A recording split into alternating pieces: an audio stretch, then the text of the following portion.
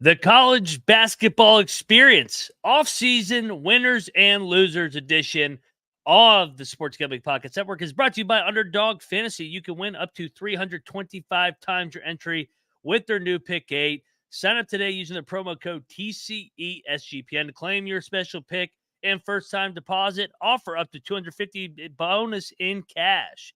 Underdog Fantasy promo code TCESGPN.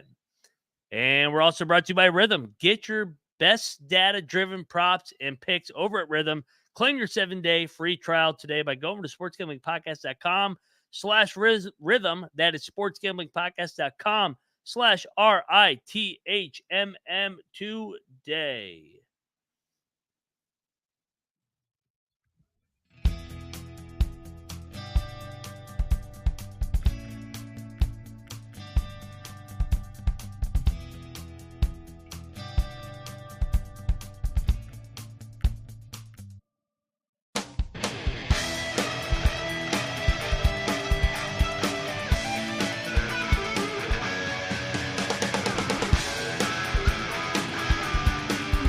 Yes.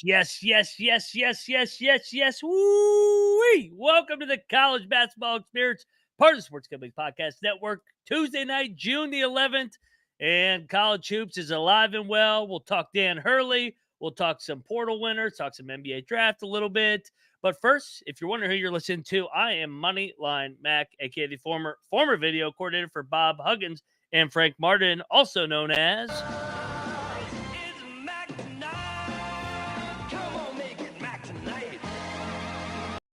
another edition of Mac Tonight over at the College Basketball Experience. And I teased it last night when we gave out our way too early preseason top 25. We were going to have a guest on tonight.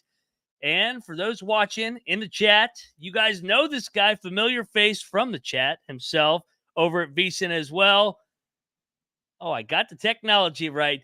You guys know him at Rob DFB, also known as Rob Donaldson, Mr. Iowa Hawkeye himself. What is going on, brother? How are you doing? Hey man, it's been a long summer because although I love baseball and NBA playoffs are, what they are, college basketball every single night and 350 plus teams is just nonstop excitement. And even when it's not going on, we got a whole bunch of shit going on. So it still keeps us involved. And yeah, man, it's just been biding time for the fall here. Yeah, less than 5 months, but who's counting? But yeah, I mean, you mentioned it. Go check out our college baseball episode that we just did. Omaha starts on Friday. But Rob, you do bet the MLB this time of year. What do you do trying to forecast college basketball, because you can't really handicap all 360 teams this time of year, but you also can't just. I know our friend Hoops Peterson. You can't just put your notebook down and not pay attention until November, unless you just want to watch this show the entire fall. You can do that and we'll help you out, but you got to kind of monitor the sport year round almost now.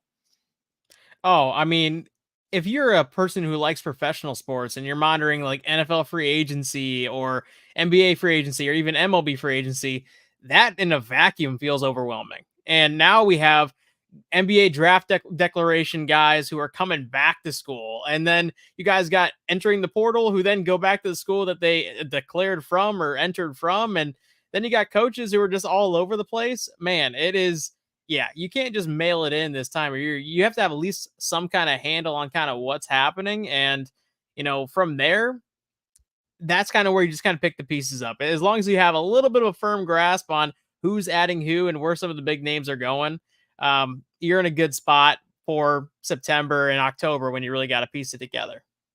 Yeah, absolutely. And you got to stay plugged into some degree, because there's 2,000 names. This will be the final year of the super COVID senior, as we like to call it, where we'll finally go back to 4-year guys being 4-year guys.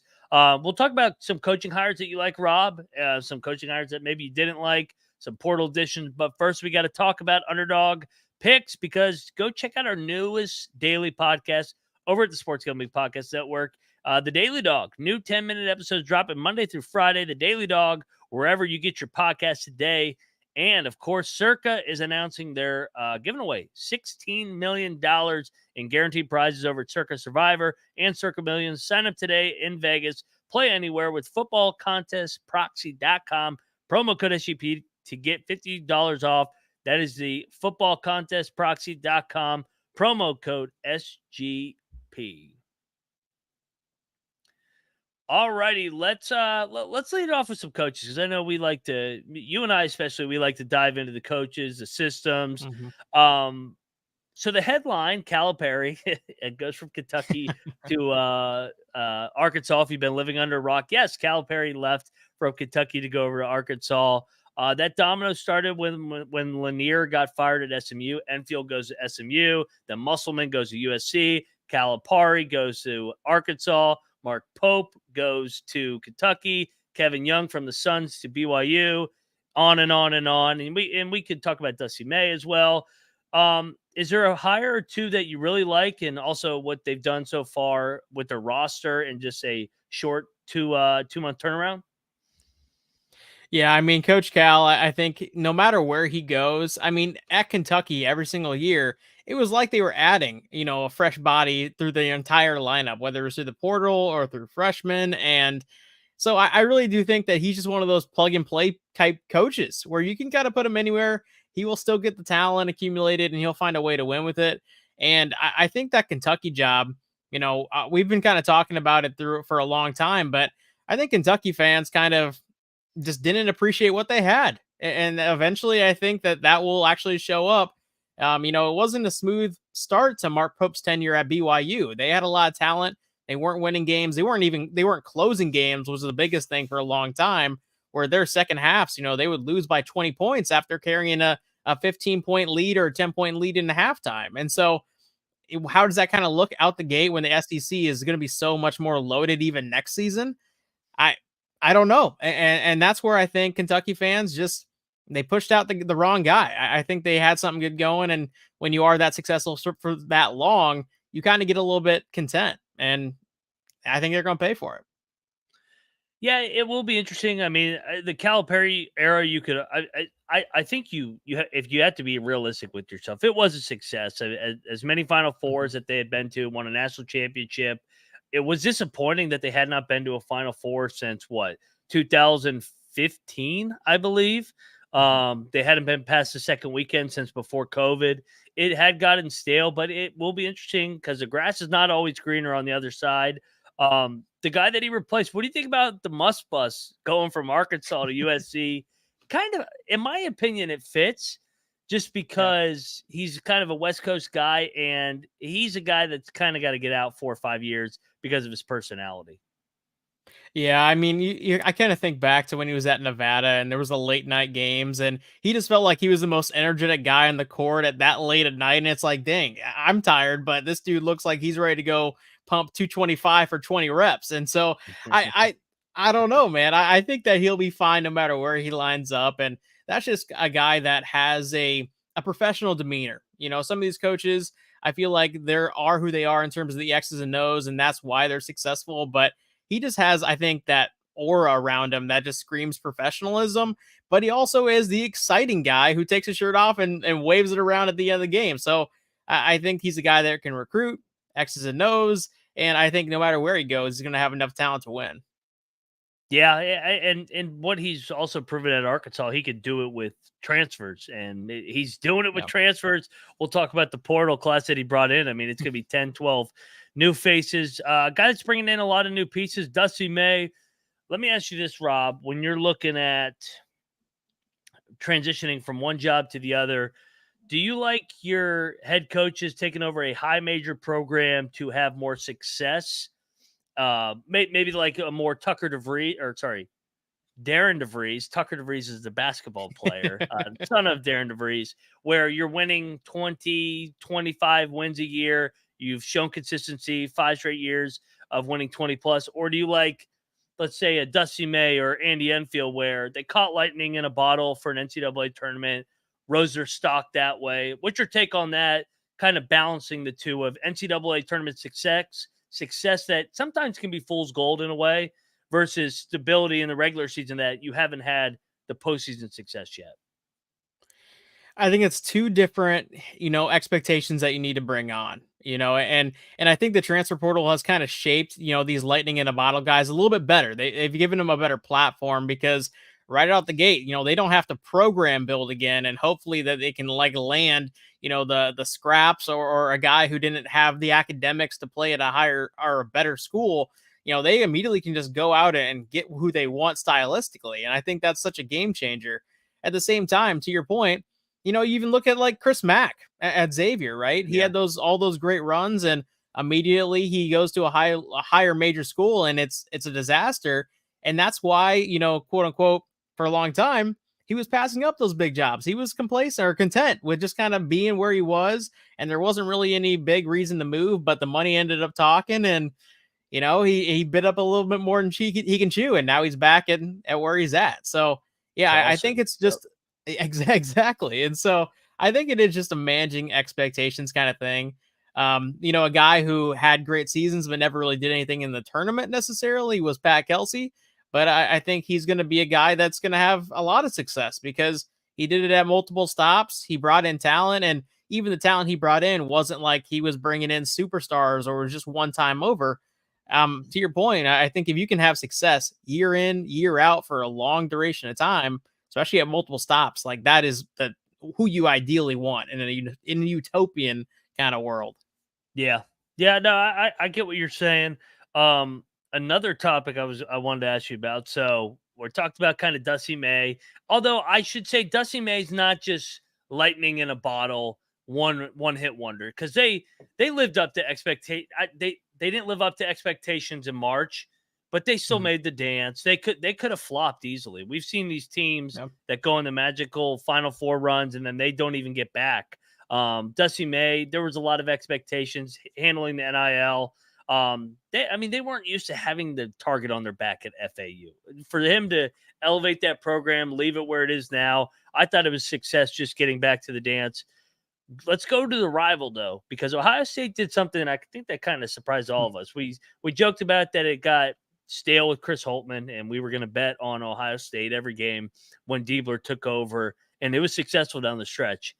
What are your thoughts on the Diebler era after just 11 games? I mean, this is an interesting hire. I mean, Michigan football is going through the same thing kind of right now with Sherrone Moore. It's ironic. You're right. Yeah, You're so right. I'm sure there's Michigan fans giving Ohio State shit for hiring in-house, and I'm sure there's going to be, vice versa if Sherrone Moore ends up dropping an early game. But yeah, man, when you're kind of looking at that hire, it's one of those things because I do think this was a very generous coaching carousel, and more so than I think what we thought initially, because it wasn't just the Pat Kelseys and the Dusty Mays that were available, and Byington and those types of guys who are clearly on the move. It ended up being Musselman, Coach Cal, Mark Pope, all these other names that you could have really landed that it didn't really feel like we're going to be moving. So I don't know. I think that early commitment might, I don't think they got the best guy for the job, but I think they got a guy for the job that can still win games. And I think it is an upgrade over Holtman at the very least. So that's kind of where I sit right there. I don't know if they are necessarily going to light the world on fire, but they might be like an 8 or 9, and that might be seen as a success after what they've been kind of experiencing recently. For the record, I like the Holtman hire at DePaul. I actually think he's going to be. I think he's better in those low pressure jobs. He's going to fly under the radar. Not saying they're going to go to the tournament next year. They're at DePaul and they're in the Big East, but it's going to be interesting. Speaking of the Big East, so we've talked about coaches. We went back to Calipari.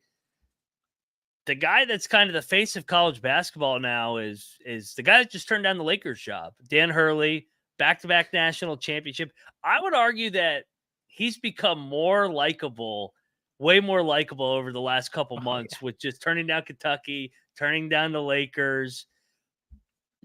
What's your take on him first? What's your take on him turning down the Lakers job for UConn if he ever was really serious about it?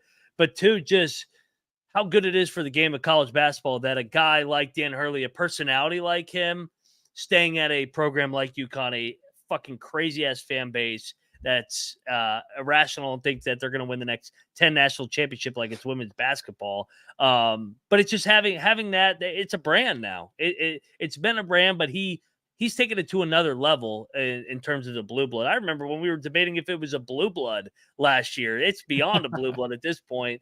But just your takes on just the whole Hurley situation, the Lakers, UConn, etc. So I 100% think that he should have stayed at UConn rather than one, jumping in the NBA, and then two, going out to the West Coast where the spotlight is just that you are the spotlight. And the one and three, like, how haven't we learned from time and time again these coaches trying to make the jump after having successful tenures and then just immediately regretting it? Patino, I mean, like, haven't these books already been written before in the past? So that was kind of my take on it. I thought that was ridiculous, and I didn't think that Hurley necessarily had the ego that would have driven him out there. I mean, some guys want to say, "Oh, I can win championships at every level. This is what I want to do," and other guys are like, "Hey, I'm just going to be happy. I'm going to win a lot of games, and I'm going to be a legend for this university." And I think that's what he wants to cement himself as.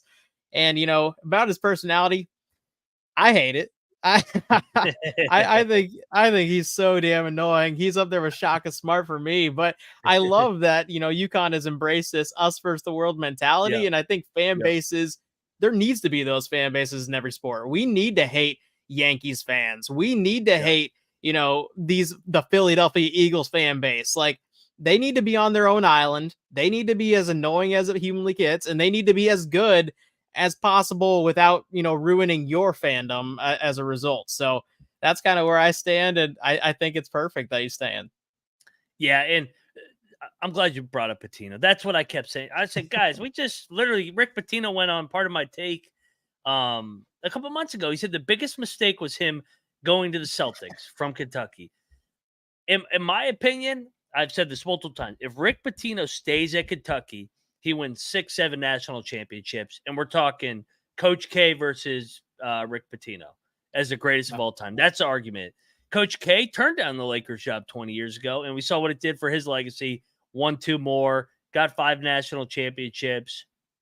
So, I mean, I just think it goes both ways. We joke the NBA guys can't win at the college level. Well, the college guys can't win at the NBA level other than Larry Brown. Larry Brown's been about the only guy that could win at both. And so, I mean, kudos to Larry Brown. Is Dan Hurley the best coach in college basketball? This is the new debate. Is it Dan Hurley or Bill Self? It's those two, I think, that have kind of separated themselves. Man, how it's so crazy how things flip, right? Because we were talking 2 years ago that he can't win the big one. Now he's the best coach unanimous. He's a choker. He's a baby. Yeah. He needs to get outed at UConn. That was the conversation legitimately 3 or 4 years, more so 4 years ago than anything of, hey, this guy is just maybe a little bit too much for the sidelines in this university to only be winning X amount of games. And they were kind of underachieving some of those years.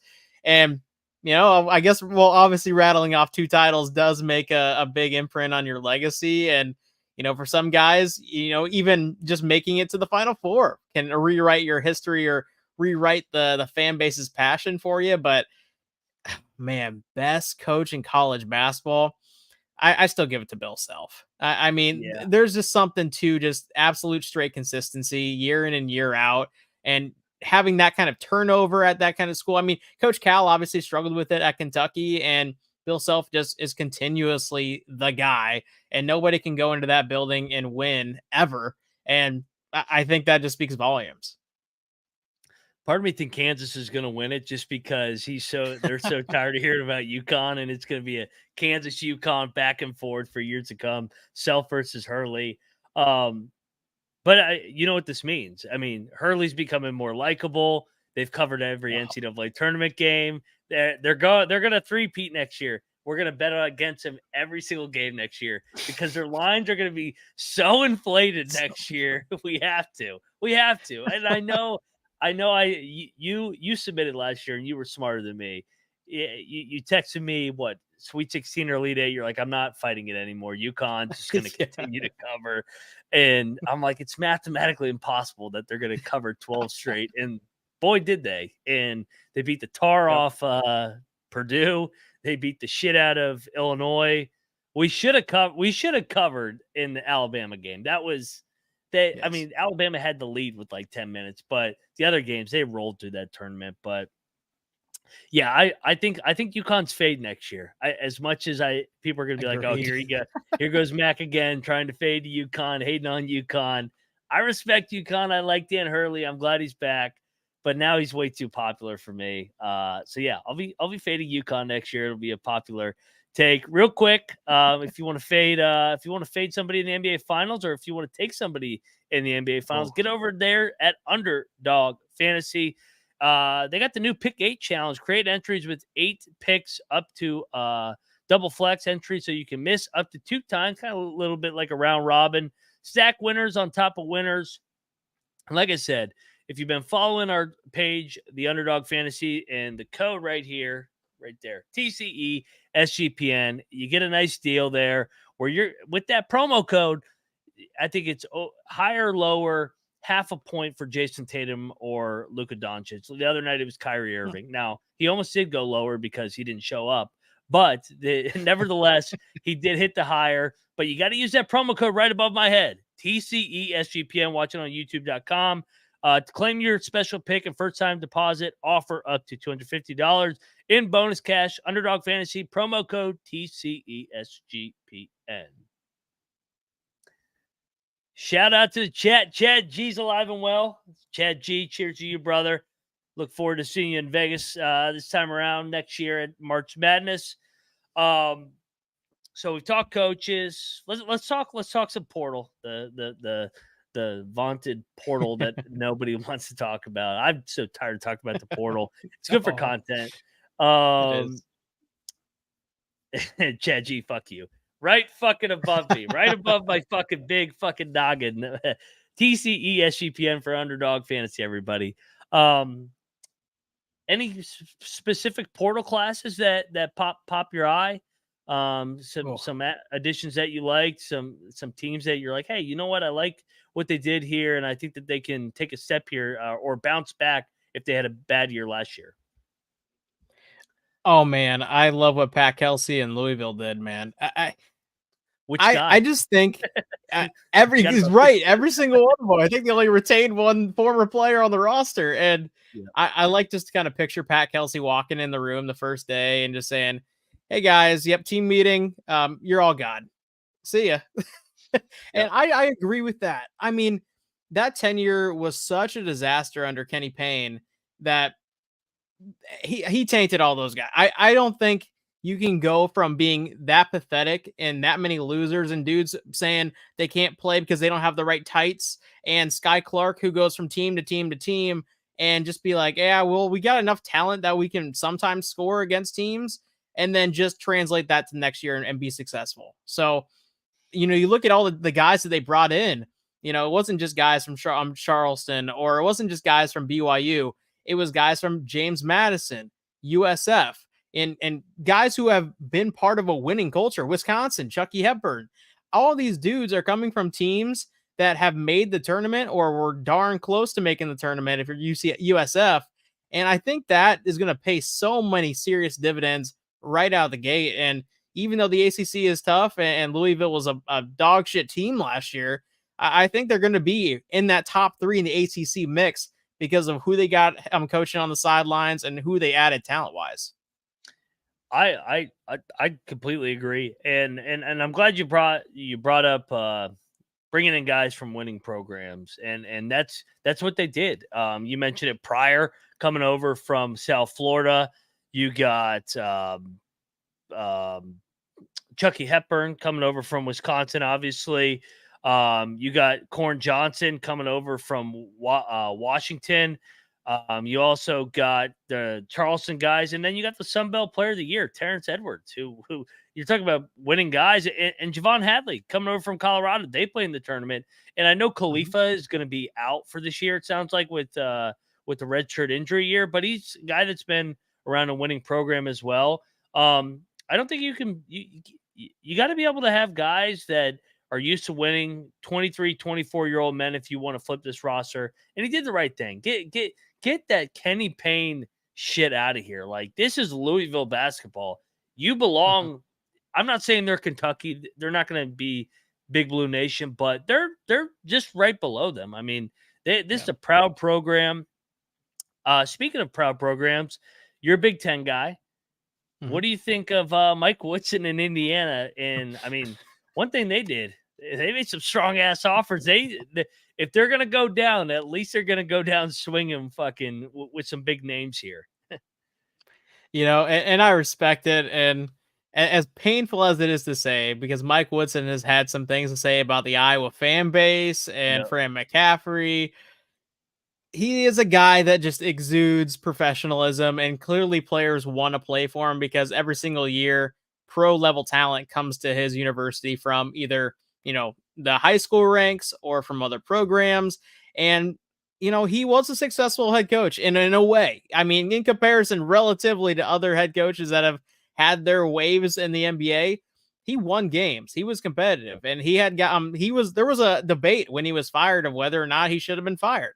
I think that's a good place to leave it. He's kind of like I don't want to compare him to Nick Saban and say he's the college basketball version of that. Yeah. But when Nick Saban left Miami, it was a little bit mixed feelings. A lot of guys on both sides of the fence, and same goes with Mike Woodson. And when you're talking about the guys that they added, I mean, shoot, a lot of big names, a lot of talent just across all position groups and different skill sets that they added. So it has to be this year when they get in the top 4 again for the Big Ten. But I don't know, man. It'll be interesting. I actually would kind of argue, and I know Indiana fans think, and the worst thing that happened to Indiana over the last is Purdue. It is Purdue taking their program to another level these last couple of years with Zach Edey in that era. That really put the pressure on them. I mean, they bring in Ballo, but I actually think and Carlisle and Miles Rice from Wazoo, and then they really needed Luke Goody over from Illinois because last year they couldn't make a jump shot. They were playing a 1980s, 1990s offense where they could not make a perimeter jump shot. But I want Indiana to be good. Me personally, I like when Indiana basketball is good. It's good for the sport. It's good for the game. I want Indiana Purdue to be really good at the same time. Illinois to be good. Iowa to be. I want them all to be good, just to create some heated rivalries once again. But I actually don't think Mike Woodson's been horrible in his tenure there. I know they're Indiana and they think they should be on Purdue's level, but they weren't making tournaments before he got there. But with that said, he needs to get to the tournament and he needs to win a game. He probably needs to win a couple games. He probably needs to get to Sweet 16 to satisfy that fan base and taste success in the dance again. Do you agree with that?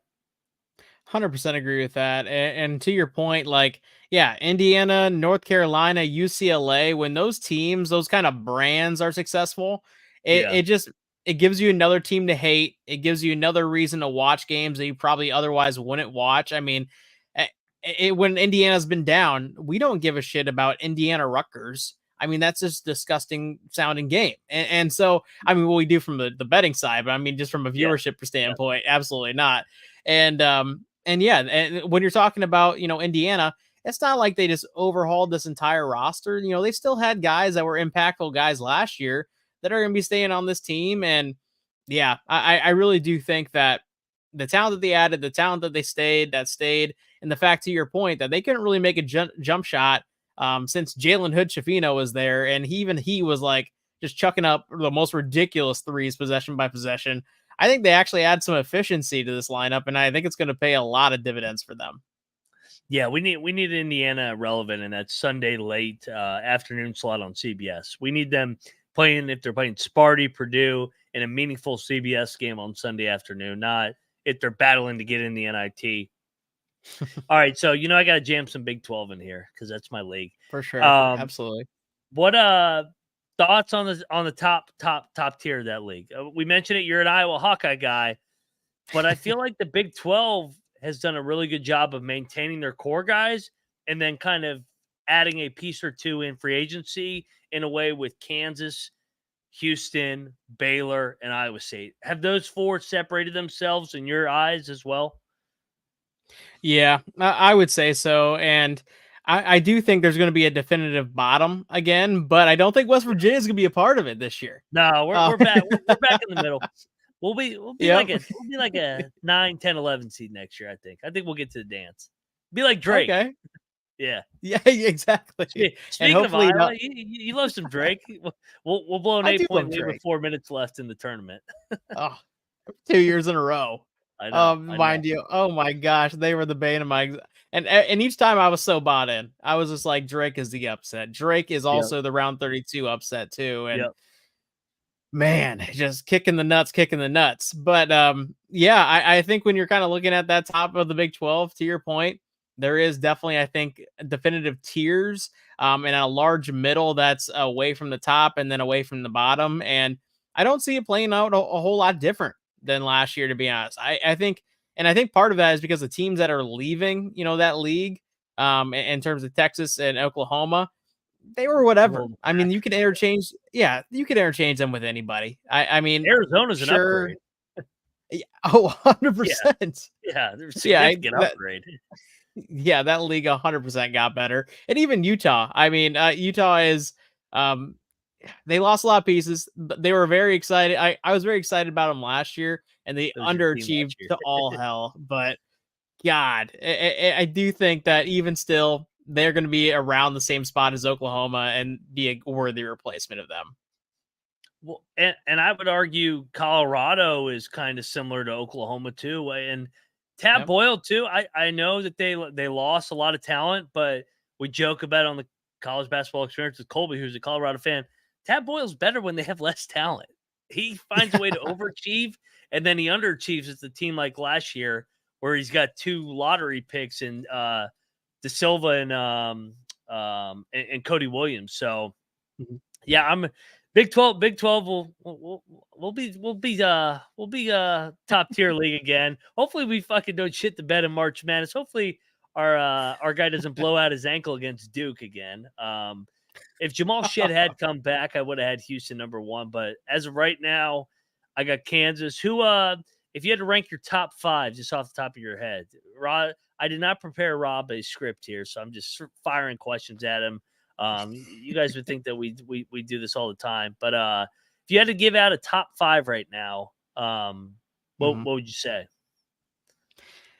Okay, number 1, I'm definitively going Kansas. I think that they're going to actually be my favorite team in all of college basketball entering in next season. A lot of the points you mentioned of Bill Self has just kind of been lying in the weeds, and I thought he kind of checked out at the end because he was just kind of looking forward to next year. Something just didn't mesh with that team, and they retained enough pieces. They added enough pieces that they are still going to be electric to watch. And after that, I'm going with the tried and true Houston. I think Houston is still going to make their mark in that league. It's almost like they were always part of the Big 12, the way that they have always played their game. It never really felt like they were, part of the American Conference or, whatever else. And so I'm glad that relationship is kind of builded nicely. Then I'm looking at Arizona. They lost a lot of pieces. They turned over a lot, but that they added a number of talented guys, and they're still going to have plenty of talent to go around. And I think there's something to say about regular season success, even if it doesn't always translate to the postseason. You look at Purdue, even though they had that horrible exit in round 1 against Fairleigh Dickinson, they still make the championship the next year. They're still one of the best teams in a vacuum game by game. And then begrudgingly, I'll say Iowa State. I suppose I'll throw them in there. God, I hate that they're well coached and that they just strike lightning in the bottle every single coaching hire is what it kind of feels like outside of Prom. But yeah, that would just kind of be how I shape up. And then from there, I think that's where the tier kind of falls off. And I would just say Baylor just for the reputation standpoint. Well, they added Roach and Omier. My bad. I didn't clarify that question. I meant top 5 nationally. Now you can. Gotcha. Don't get me wrong. You can keep the Big 12. You're probably go subscribe to the Big 12 experience. You're probably going to keep 2 or 3 of them in the top 5. That when you said Arizona, I go, I think he thinks that it's Big 12, but carry on because you got to throw some Big 12 teams, all the Big 12 teams in there. But yeah, I mean, who would you take out and who would you put in? Maybe UConn, Alabama, Auburn. Yep, I'll consolidate it a little bit. I'll keep Houston and Kansas in there. Toss them in the 1 and 3 spots, I would say. And 2, I might, this might be a little bit of shock. I actually don't know where a lot of people are kind of slotting preseason rankings. I haven't really kind of tuned into that, but I'm going to say Alabama. Yeah, I love the pieces that I love the pieces that they added. I think finally they broke the seal on, just kind of getting that far in the dance. And man, this has to be the most talented team that they've had in this program's potentially their history or for a very long time, if not that. From there, I would look towards UConn again, to your point, at the 3 or 4. Interchangeable. It is what it is. They're it ain't broke, don't fix it. Yeah, I'm with you. Yeah. UConn's got to be in your top 5 based off of respect. I'm with you. Yep. And outside of that, man, this is kind of where it gets tricky for me, at least a little bit, but I'm very bullish on Tennessee.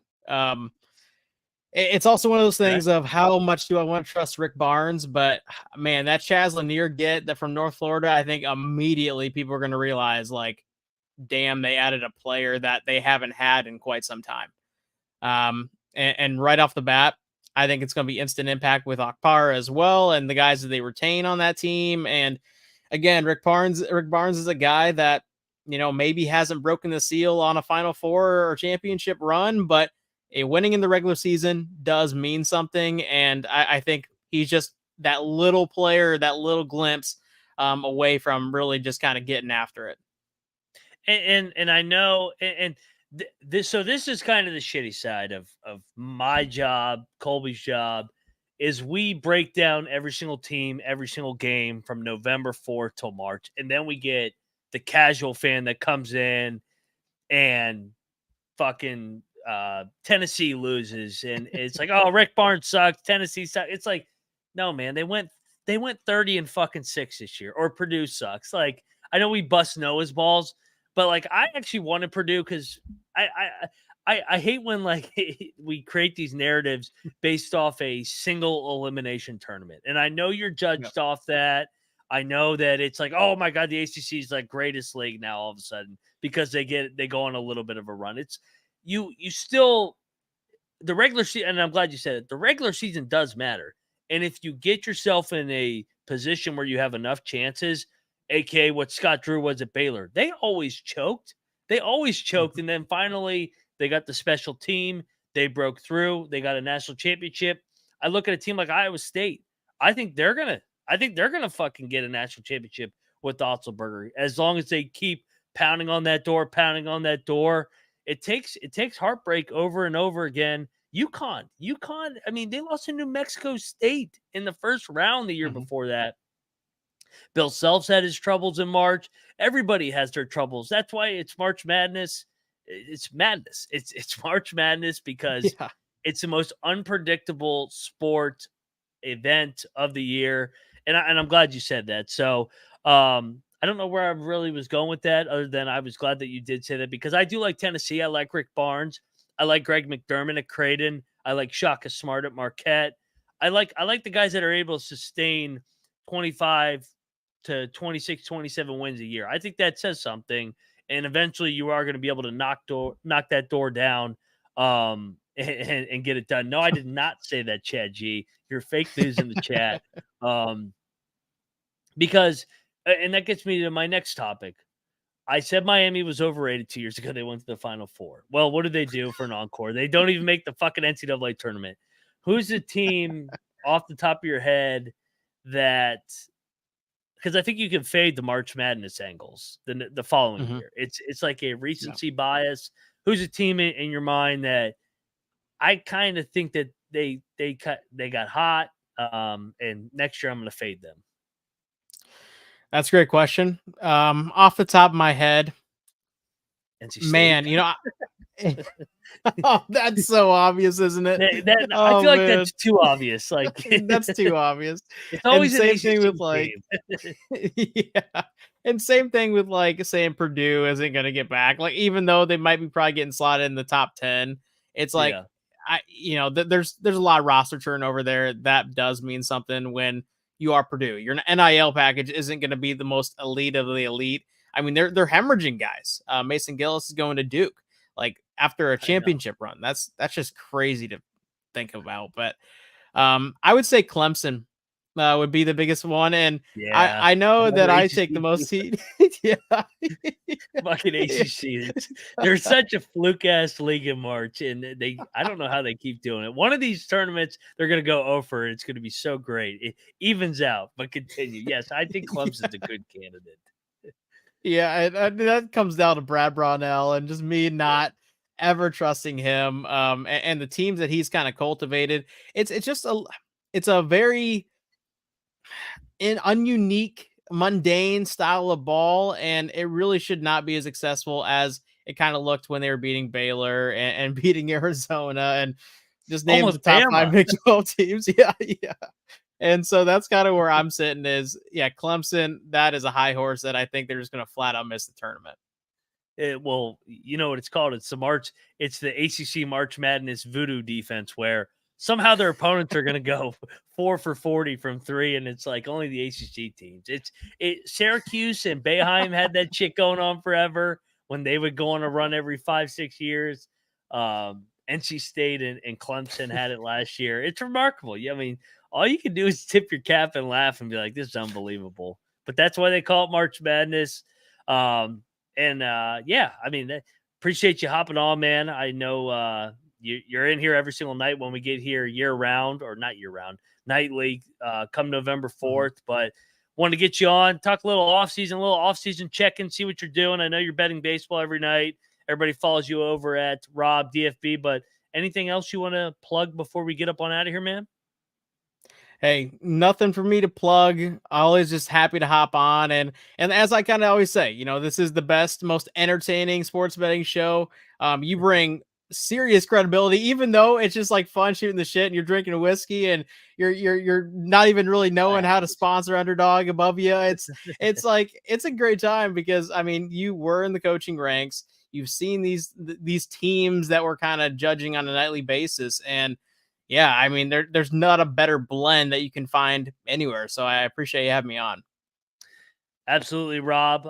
Yeah, and guys, I can't thank you enough. I know we did this at the end of the year, but I feel like an off-season episode to remind you guys that this network would not be anything without the community of TCE and what you guys bring night in and night out from November to March. And I mean, it's really remarkable. I know when Colby and I went live, it was, hey, let's go live and we'll see what we get. And I remember we got like 10 people the first night. And then, hey, next, by March, we were getting a couple hundred. And last year we were like over 500-600 live. And next year we'll be over 1,000. It continues to grow. But we remember the guys that were with us in the trenches and that will be in the trenches with us come October for the conference previews. But can't thank you guys enough for your support. You guys are what makes this engine run. And Rob, appreciate you hopping on the college basketball experience. Definitely going to get you back a couple times before we get into conference previews. Sure. But yeah, thanks for stopping by the college experience, brother. Hey, anytime, man. Always a pleasure. Rob Donaldson at Rob DFB. Always great to get Rob on. Like I said, guys, go follow him at Twitter. He covers baseball, football, all the sports, golf, etc. And then he's a big time college hoops guy. He's on VSiN all the time. He's got his YouTube page, so make sure you go follow all his channels. But yeah, guys, appreciate you rocking with us over at the College Basketball Experience. Tomorrow starts our summer coaches tour. We got a couple head coaches coming on throughout the country. We're going to showcase them throughout the summer, get us to November 4th. But yeah, go check out the College Baseball Experience. I just was on there with Noah Beanick and Colby.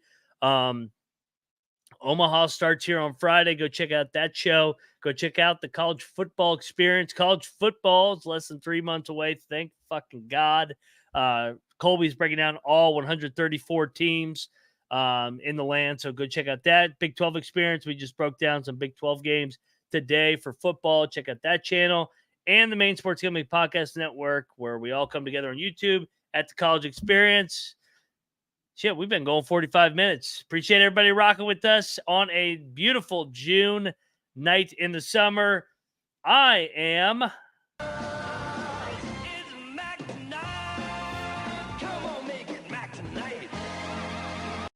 Knack Tonight edition at the College Basketball Experience. You better start thinking about yours. And we are out of here.